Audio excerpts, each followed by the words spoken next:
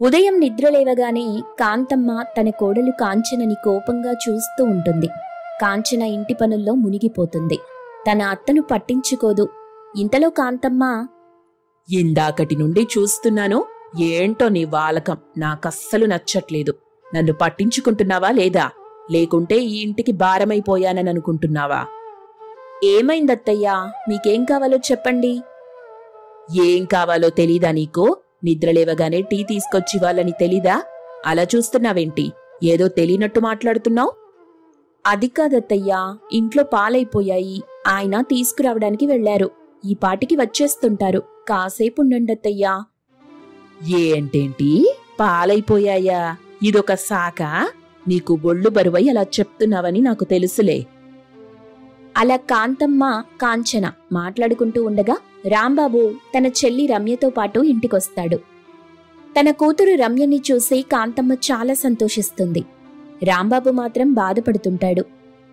ఏంట్రా అలా ఉన్నావేంటి? అమ్మా రమ్య, బావున్నావా అమ్మా? మొహమేంటి అలా అయిపోయింది? అదంతా తర్వాత చెప్తాంలేమ్మా. అన్నీ ఇంటి బయటే అడగాల నన్ను. ఇంట్లోకి కూడా రమ్మని చెప్పవా? రామ్మారా, ఇంట్లోకి వెళ్దాం అంటూ కాంతమ్మ తన కూతురు రమ్యని తీసుకుని ఇంట్లోకి వెళ్తుంది. ఇంట్లోకి వెళ్లిన తరువాత రమ్య ఏడుస్తుంది. కాంతమ్మ తన కూతుర్ని ఓదారుస్తుంది. ఏమైంది తల్లి? ఎందుకలా ఏడుస్తున్నావు? మీ అత్తగారింట్లో నిన్నేమైనా అన్నారా? చెప్పమ్మా. అమ్మా, మా అత్త నన్ను హింసిస్తుంది. నేను ఆ ఇంట్లో ఒక్క క్షణం కూడా ఉండను. ఇక్కడే ఉండిపోతాను. అలా అనద్దమ్మా. పెళ్లైన తరువాత ఏ ఆడదానికైనా అత్తారిల్లే దిక్కు. పుట్టింటి నుండి ఏం ఆశించకూడదు. ఏంటమ్మా నువ్వు? నా బాధ నీకు అర్థం కాదా? సరే, ఇప్పుడింకేం ఆలోచించకు. కొన్ని రోజుల పాటు ఇక్కడే ఉండి విశ్రాంతి తీసుకో. నీ మొగుడు ఇక్కడికొచ్చేంత వరకు నువ్వు నీ అత్తారింటికెళ్లకు. వాళ్లే నీ కాళ్ల దగ్గరికి రావాలి. అలా వచ్చేంత వరకు నువ్వు వెళ్లకూడదు. అలా కాంతమ్మ అనడంతో రమ్య సంతోషిస్తుంది. కాంతమ్మ రమ్యలు అలా మాట్లాడుకుంటూ ఉండగా ఇంటి బయట రాంబాబు, కాంచన మాట్లాడుకుంటుంటారు. ఏంటంట, మీ చెల్లి అలా ఉందేంటి? తెలిసిందే కదా, అదెప్పుడు అంతే. గొడవ పడొచ్చేయడం దానికి మామూలే కదా. నువ్వు దాని గురించి పాటించుకోకు. ఇంతకీ మీరు పాలు తీసుకొచ్చారా లేదా? అవతల అత్తయ్య నన్ను తిడుతుంది. ఆవిడికి నిద్రలిచ్చిన వెంటనే టీ తీసుకొచ్చివ్వాలి కదా. అయితే ఈ పూటకు లేదని చెప్పు. అక్కడ పాలు తీసుకురావడానికి నా దగ్గర డబ్బులు లేవు. నేనే వెళ్లి అమ్మతో ఆ విషయం చెప్తానుండు అంటూ రాంబాబు ఇంట్లోకి వెళ్తాడు. రాంబాబుతో పాటు కాంచన కూడా వెళ్తుంది. ఇద్దరూ వెళ్లి చూసేసరికి రమ్య ఏడుస్తూ కనిపిస్తుంది. ఇక కాంచనని చూసి రమ్య కళ్ళు తుడుచుకుంది. మేం మాట్లాడుకుంటూ ఉంటే అలా వచ్చేయడమేనా? కాస్త ఆగి రావాలని తెలీదా? అయినా మా మాటలు వినేసి ఏం చేద్దామని చూస్తున్నావు? అలా నంగనాచిలా నిలబడటం కాదు. వెళ్ళి నీ పనేదో నువ్వు చూసుకోపో. అది కాదత్తయ్యా, ఆయనతో పాటు వచ్చాను. వాడు నా అన్నయ్య కాబట్టి వచ్చాడు. వచ్చి నా బాధేంటో అడుగుతాడు. మేం మాట్లాడుకుంటాం. మా మాటలు వినేసి నువ్వు నన్ను ఏడిపించాలని చూడకొదినా? అరే ఆగండమ్మా. ఇదిగో కాంచన, నువ్వు వెళ్ళు, వంట పని చూడు, నేనొస్తాన్లే. అలా రాంబాబు తన భార్య కాంచనని పంపించేస్తాడు. ఇక కాంతమ్మ రమ్యలు మాట్లాడుకున్న తరువాత రాంబాబుకు వచ్చి చెప్తారు. వాళ్ల మాటలు విన్న రాంబాబు, చూడు రమ్య, నీ కాపురం నీ ఇష్టం. నేను చెప్పేది ఒకటే. ఎవరు ఎన్ని చెప్పినా చివరికి నువ్వు చేరుకోవాల్సింది నీ భర్త దగ్గరికే. అది మాత్రం గుర్తుపెట్టుకుంటే చాలు. ఇక ఇది నీ పుట్టిల్లు. ఇక్కడ నువ్వు ఎన్ని రోజులైనా ఉండొచ్చు. మేం నీకు అటు చెప్పం. కానీ నీ కాపురం చెడిపోతే మాత్రం బాధపడతాం. ఒరేయ్, అది ఇప్పుడే బాధతో కుమిలిపోతుంది. దాన్ని కాస్త ప్రశాంతంగా ఉండనివ్వు. అది కాదమ్మా, నేను చెప్పేదేంటంటే, అమ్మా, అన్నయ్యకు నేనిక్కడికి రావటం అస్సలు ఇష్టం లేనట్టుంది. వదిన ఈ పాటికే నాపై నూరిపోసుంటుంది. ఇక అన్నయ్య నన్నెలా చూస్తాడో నాకేం తెలుసు. నేనిప్పుడే మా ఇంటికి వెళ్ళిపోతాను. ఇక్కడ అస్సలుండను. అరెరే, నేనలా అనలేదు. కాస్త ఓపికతో ఉండవే. ఆ మాటలేంటి? అయినా ఇందులో నా భార్యని ఇడ్చుకురాకండి. మీ ఇష్టం వచ్చినట్టు చేసుకోండి అంటూ రాంబాబు అక్కడి నుండి వెళ్ళిపోయాడు. ఆ రోజు రాంబాబు ఉద్యోగానికి వెళ్లిన తరువాత కాంతమ్మ రమ్యలు కాంచనపై కోపంతో ఊగిపోతారు. చూడమ్మా కాంచన, కాస్త అణిగి మణిగి ఉండటం నేర్చుకో. నీ ఇష్టం వచ్చినట్టు చెయ్యకు. ఇంటికి ఆడపడచొచ్చింది.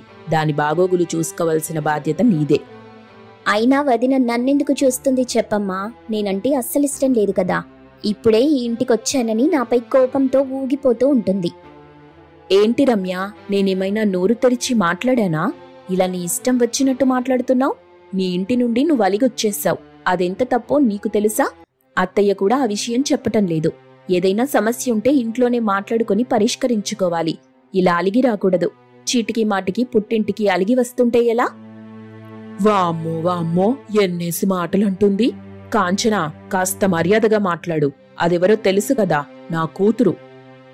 అత్తయ్య, నేను చెడుగా ఏం చెప్పలేదు, మంచి కోసమే చెప్పాను. దయచేసి తప్పుగా అనుకోకండి.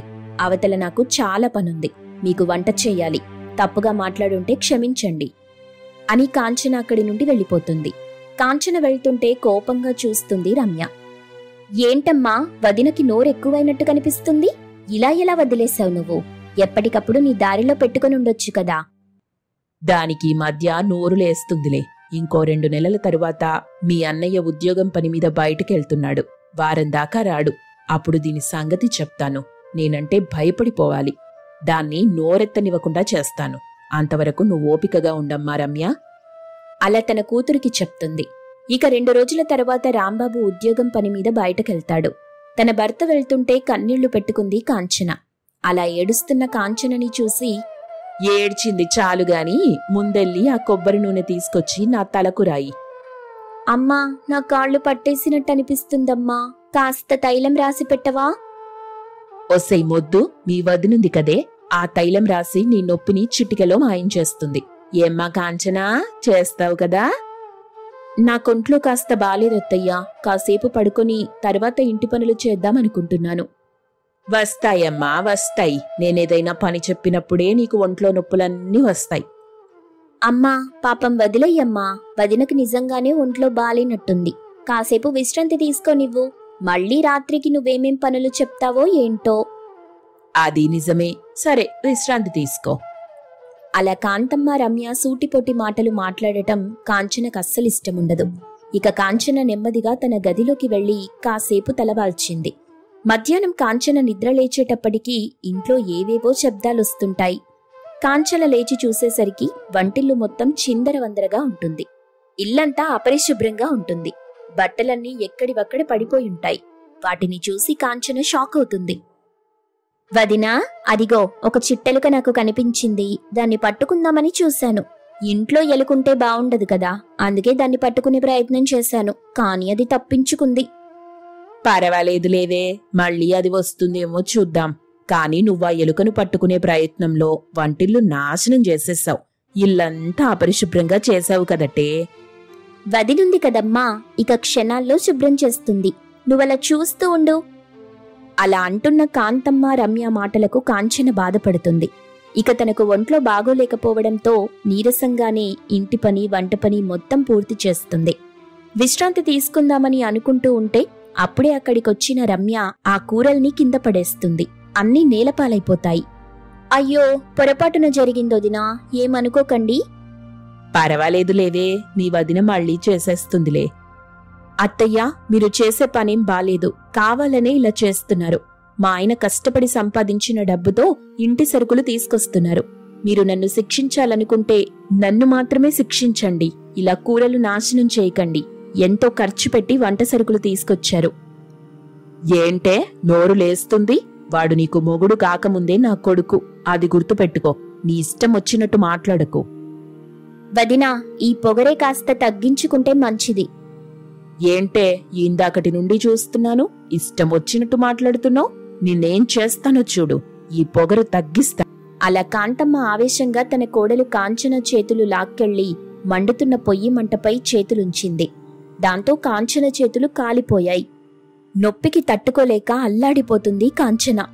అయ్యో అత్తయ్య, దయచేసి నన్ను వదిలేయండి. ఇలా చేయకండి. నాకు నొప్పిగా ఉంది, తట్టుకోలేకపోతున్నాను.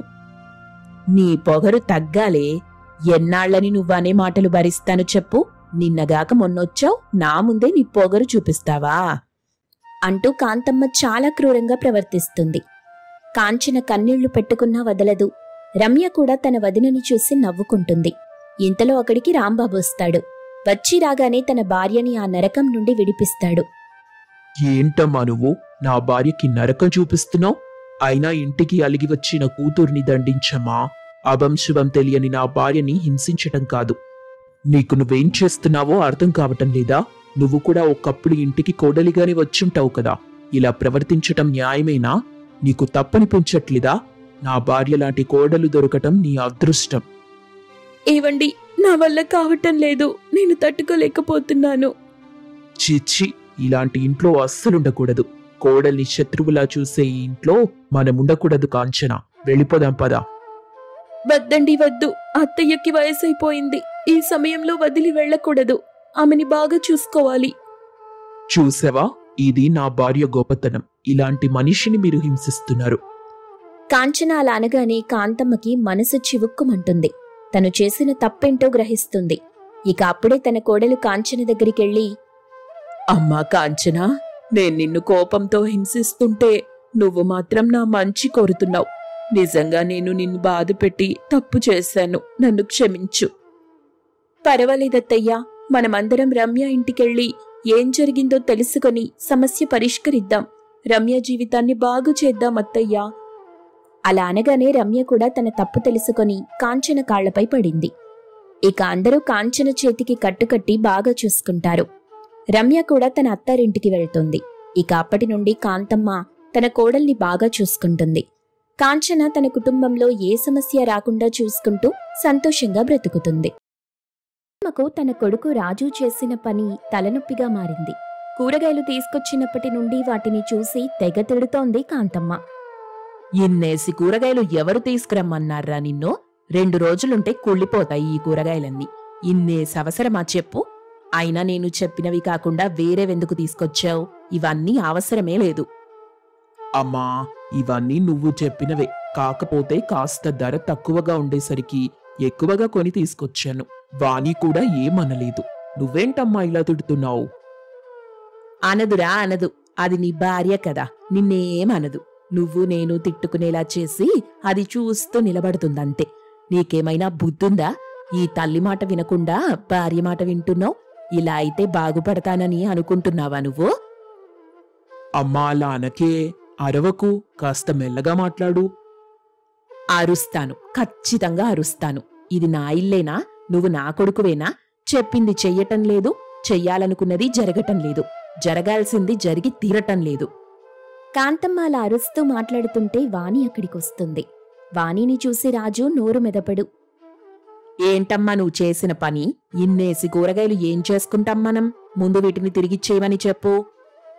అమ్మా, మళ్ళీ వీటిని తీసుకోరు కదమ్మా. అత్తయ్యా, వీటిని పాడవకుండా నేను చూస్తాను. మీకేం నష్టం రానివ్వను. బాలే చెప్పావులేమ్మా. మీరేం చేస్తారో చేసుకోండి.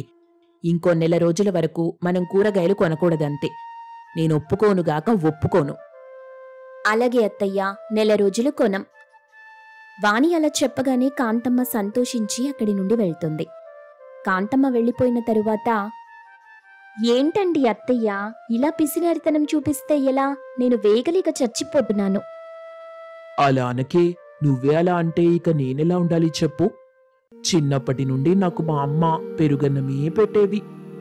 ఎందుకలా పెడుతున్నావని అడిగితే ఆరోగ్యానికి ఆరోగ్యమని చెప్పేది. కానీ తర్వాత తెలిసింది ఏంటంటే కూరగాయలు కొనడం ఇష్టం లేక పెరుగన్నం పెట్టేదంట. ఒకరోజు తెగించి అడిగేశాను, ఏంటమ్మా నువ్వు పిసినరితనం చూపించి నాకు పెరుగన్నమే పెడతావా అని అడిగితే, అడిగితే ఏంటండి అలాగిపోయారు? ఏమైంది? అదిగో అమ్మొచ్చేసింది నా కొంప ముంచడానికి. అలా రాజు అనగానే వాణి వెనక్కి తిరిగి చూస్తుంది. అక్కడ కోపంతో ఊగిపోతున్న కాంతమ్మ కనిపిస్తుంది. చెప్పరా, చెప్పు. నీ భార్యకి నాపై చాడీలన్నీ చెప్తున్నావుగా? అయ్యో అత్తయ్యా, చాడీలు చెప్పటం లేదు. చిన్నప్పటి విషయాలు గుర్తు చేసుకుంటున్నారంతే. నువ్వాగవమ్మా, నాకంతా తెలుసు. అయినా ఒక విషయం చెప్తాను చూడు. కూరగాయలు కొంటే ఖచ్చితంగా మసాలాలు కొనాలి. ఇక వండడానికి వంట నూనె కొనాలి. అన్నీ పొయ్యిపైన పెట్టి కూర వండడానికి అరగంట పడుతుంది. సమయం వృధా అవుతుంది. అందుకే ఆ సమయం వృధా కాకుండా పెరుగన్నం పెడుతూ వచ్చాను. దానివల్ల ఆరోగ్యానికి ఆరోగ్యం, డబ్బుకు డబ్బు ఆదా అవుతుంది. ఏమంటావమ్మా? ఇప్పుడు చెప్పు సమాధానం. మంచి ఆలోచన అత్తయ్యా, బాగా చేశారు. మరి దానికే వీడు నన్నిలా తక్కువ చేసి చెప్తున్నాడు. విన్నేమనాలి? కాంతమ్మ అలా అంటుండగా అప్పుడే జోరుగా వర్షం కురుస్తుంది. వర్షాన్ని చూసిన కాంతమ్మ పొంగిపోతుంది. అబ్బబ్బబ్బా, ఈ వాన రోజూ ఈ సమయానికే పడితే బాగుంటుంది. ఇదిగో వాణి, ఇక మన పని మొదలెడదాం. వెళ్ళి వంటపాత్రలు, ఆ బట్టలు తీసుకొచ్చేసేయ్. ఏంటమ్మా వర్షంలో అవన్నీ ఎందుకిప్పుడు? ఎందుకేంట్రా వెధవ, పిసినారిది పిసినారిది అనడం కాదు, నా తెలివితేటల్ని కూడా చూడు. చూడడమే కాదు, చూసి నేర్చుకో. ఇదిగో వాణి, అన్నీ సిద్ధంగా ఉన్నాయిగా? అన్నీ సిద్ధమే అత్తయ్యా. ఆలస్యమెందుకు, ఇంక పని మొదలెట్టు. అలా కాంతమ్మ చెప్పగానే వాణి ఆ వర్షపు నీటిలో వంటపాత్రలు కడగటం మొదలెడుతుంది. మరోవైపు కాంతమ్మ ఆ వర్షపు నీటిలో బట్టలు ఉతకటం ప్రారంభిస్తుంది. అది చూసిన రాజు ఆశ్చర్యపోతాడు. ఆహా, వర్షపు నీటిని ఇలా కూడా వాడుకుంటారని నాకిప్పుడే తెలిసిందమ్మా. నీలాంటి మహాతల్లిని చూసి అందరూ ఆదర్శంగా తీసుకుంటారు. నీకా దేవుడు మంచి బుర్రనిచ్చాడమ్మా. ఒరేయ్, ఇక పొకిడింది చాలు. వెళ్ళి ఆ బకెట్లు తెచ్చి వర్షం నీటిని పట్టు. ఎందుకమ్మా?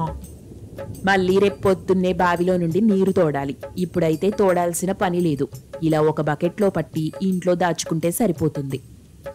అబ్బబ్బా, వర్షాన్ని కూడా ఇంట్లో బంధించాలని చూస్తున్నావు చూడు. నీ తెలివి అద్భుతమమ్మా. మాటలు చెప్పటం కాదు, చేతల్లో చూపించు. ఇక కాంతమ్మ అరుస్తూ చెప్పడంతో రాజు వర్షపు నీళ్లు పట్టటం మొదలెడతాడు. మరోవైపు వంటపాత్రలు వర్షం నీటిలో కడుగుతుంది వాణి. ఇంకోవైపు వర్షపు నీటితో బట్టలుతుకుతుంది కాంతమ్మ.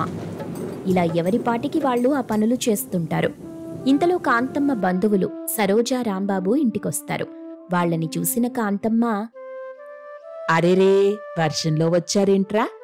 ఇంటికి రాను మీకు వేళాపాలా లేదా? ఇలాంటి పరిస్థితిలో వచ్చేయడమేనా? అదేంటి పిన్ని అలా అంటావు? ఈ దారిన వెళ్తుంటే వర్షం ఎక్కువైంది. సరే, పనిలో పనిగా మిమ్మల్ని చూసి వెళ్ళొచ్చులే అని వచ్చాం. ఇదేంటి మీరలా చిక్కిపోయారు? వేళకి సరిగా తినట్లేదా? మీ కోడలు సరిగా వండి పెట్టట్లేదా మీకు?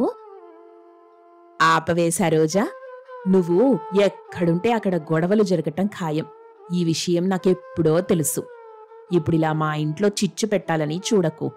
వర్షమంటూ వచ్చారుగా, అలా కూలబడండి. వర్షం తగ్గాక వెళ్ళిపోవాలి.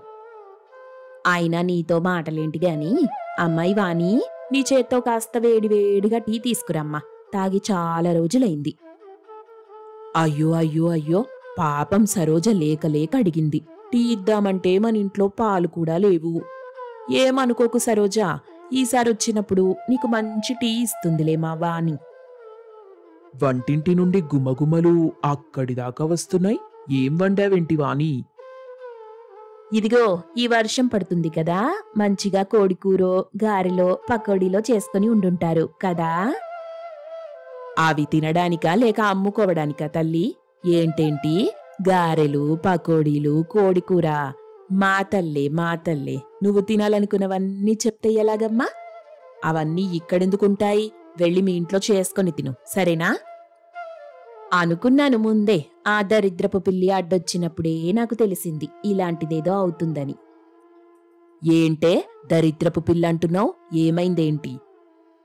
కొందరుంటారు పిన్ని, పీనాసి బతుకులు. పిసినారితనంతో రాజ్యాలేలాలని చూస్తుంటారు. కాని అలాంటి వాళ్లే రాత్రిపూట నిద్ర కూడా సరిగ్గా పోరు. ఇప్పుడు వాళ్ల గురించెందుకే? అబ్బబ్బా, చలి చంపేస్తుంది. వర్షంలో తడిసొచ్చాం కదా, కాస్త తల తుడుచుకోవడానికి బట్టలేవైనా ఇవ్వండి. ఏమ్మా వాణి, వెళ్ళి తీసుకురాపో. అలాగే అన్నయ్యా.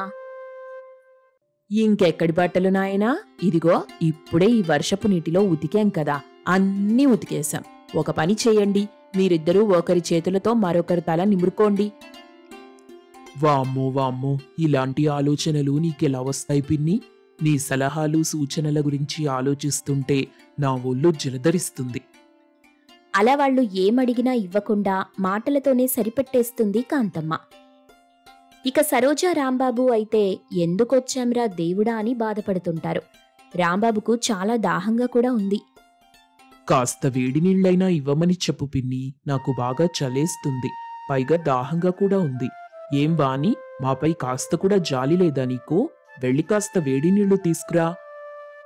రాంబాబు అలా అనగానే వాణి వేడి నీళ్లు తీసుకురావడానికి బయలుదేరింది. ఇంతలో కాంతమ్మ, అయ్యో వాణి, ఇప్పుడే మర్చిపోతే ఎలాగమ్మా నువ్వు? వర్షానికి కట్టెలన్నీ తడిసిపోయాయి కదా, ఇప్పుడెలా వేడినీళ్ళిస్తావు చెప్పు? ఒరేయ్ రాంబాబు, నిన్ను చూస్తుంటే నాకు జాలిగానే ఉందిరా, కానీ మేమేం చెయ్యలేకపోతున్నాం. నేనందుకే చెప్పాను వెళ్ళిపోదామండి అని. ఇప్పుడు చూడండి, ఈ పిసినారి దానింటికి తీసుకొచ్చారు. ఇక్కడ పచ్చి గంగ కూడా తాగలేం. పదండి వెళ్దాం. అలా తిట్టకే. ఏం పిన్ని, మీ ఇంటికొచ్చాం కదా, కనీసం ఏదైనా మీకు తోచిందివ్వండి. తాగడానికి, తినడానికి ఏదో ఒకటి చూడండి పిన్ని. అబ్బా, ఇప్పుడిలా అడిగావు బాగుంది. సరే అమ్మాయి వాణి, అదిగో ఆ వర్షం నీళ్లు కాస్త గ్లాసులో పట్టివ్వమ్మా, వీళ్లకు దాహంగా ఉందంటగా. వర్షం నీళ్ళా? తాగడానికి వర్షపు నీళ్ళా? ఇలా ఎవరైనా చేస్తారా పిన్ని? ఇంట్లో ఉన్న మంచినీళ్ళైనా ఇవ్వమని చెప్పొచ్చు కదా. ఇప్పటికే చాలా చీకటి పడింది, భోజనం చేసే వేళ కూడా అయింది. ఇంటికొచ్చిన మాకేం పెట్టరా మీరు? మీరు తినడానికైనా భోజనం చేసుకుని ఉంటారుగా, అదైనా కొంచెం పెట్టండి. ఇక్కడి నుంచి మా ఇంటికెళ్ళడానికి గంట సమయం పట్టేలాగుంది. ఈ వర్షం ఇప్పట్లో ఆగేలా లేదు. ఈ రాత్రికి ఇక్కడే ఉండాల్సి వస్తుందేమోనని భయంగా ఉంది నాకు. అరే, మీరేం భయపడకండమ్మా, ఇది మా ఇల్లు. అదిగో ఆ గది ఉంది కదా, అది మాత్రం వేరే వాళ్లకు అద్దెకిచ్చాం. ఈ రాత్రికి ఆ గదిలో ఉండండి మీరు. నాకు తెలుసు పిన్ని మనసు.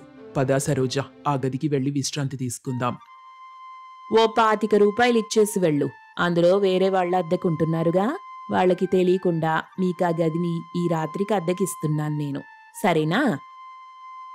ఏంటి, మీ ఇంట్లో ఉండడానికి కూడా మేం డబ్బివ్వాలా? ఇదేం కర్మరా స్వామి. ఇలా సరోజా రాంబాబు మాట్లాడుతుండగా కాంతమ్మ మాత్రం తన కొడుకు రాజుని, కోడలు వాణిని పక్కకి తీసుకెళ్తుంది. చూడండమ్మా, వాళ్ళని మాటల్లో పెడతాను. మీరిద్దరూ వంటింట్లోకెళ్ళి వండింది తినేసొచ్చెయ్యండి. మీరొచ్చిన తర్వాత నేను వెళ్ళి తింటాను, సరేనా? వాళ్ళు మాత్రం మన ఇంట్లో తినడానికి వీల్లేదు. అసలే చాలా డబ్బు పెట్టి కూరలు చేసుకున్నాం కదా. అమ్మా, ఏంటే మాకీ కర్మ? పదవాని, మన చావు మనం చద్దాం పదా. రాజు వాణి వంటగదిలోకి వెళ్లి తినటం మొదలెట్టారు. కాంతమ్మ మాత్రం రాంబాబు దగ్గర డబ్బు తీసుకుని గదిలోకి వెళ్లమంటుంది. మొత్తానికి డబ్బులిస్తే గాని గదిలోకి వెళ్ళనివ్వలేదు. వర్షంలో బాగా తడిసిపోయాం, కాస్త స్నానం చేస్తే బావుంటుంది. స్నానానికి 10, మిగిలిన వాటికి 5, అద్దంలో మొహం చూసుకోవడానికి రూపాయి, ఇక తుమ్మడానికి దగ్గడానికి రూపాయి. ఏంటి పిన్ని ఇవి? అలా ప్రతిదానికి రేటు చెప్తున్నావేంటి? చూడు నాయనా, అన్నీ సులభంగా రావు. మనమే సందర్భాన్ని బట్టి సాధించుకోవాలి. నీ దగ్గర చాలా డబ్బుందిగా, ఇప్పుడు చెప్పిన రేట్ల ప్రకారం డబ్బులన్నీ ఇచ్చి మీ పనులు కానివ్వండి. రాజు వాణి వచ్చి చూసేసరికి సరోజా రాంబాబు పారిపోతూ కనిపిస్తారు. వాళ్లని చూసిన కాంతమ్మ మాత్రం, లేకపోతే నా ఇంటికే వచ్చి అన్నీ మెక్కి వెళ్దామని చూశారు.